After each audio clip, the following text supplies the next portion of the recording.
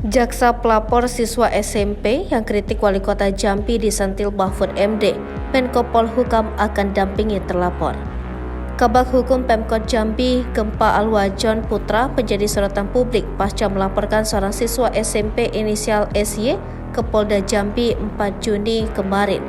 Gempa yang berstatus sebagai jaksa ini juga menjadi sorotan karena status dan jabatannya. Terkait dengan hal ini, Mahfud MD angkat bicara. Dia meminta Kementerian PPA, Kompolnas, dan Komisi Perlindungan Anak mendampingi SY. Dampingi, lindungi, jernihkan masalahnya, perlakukan anak-anak sesuai hukum yang berlaku bagi anak-anak. Jelas Mahfud.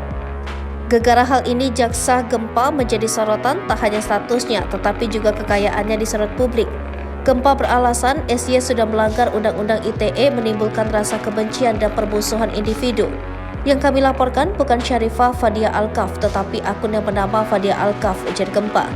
Seperti diketahui, SY yang memperjuangkan hak neneknya sebagai bagian dari pejuang veteran yang diganggu perusahaan asing yang bekerja sama dengan Pemkot Jambi, sebab rumah neneknya rusak gara-gara aktivitas mobil milik perusahaan asing itu. Namun akibat unggahan itu, SY dipanggil Polda Jambi.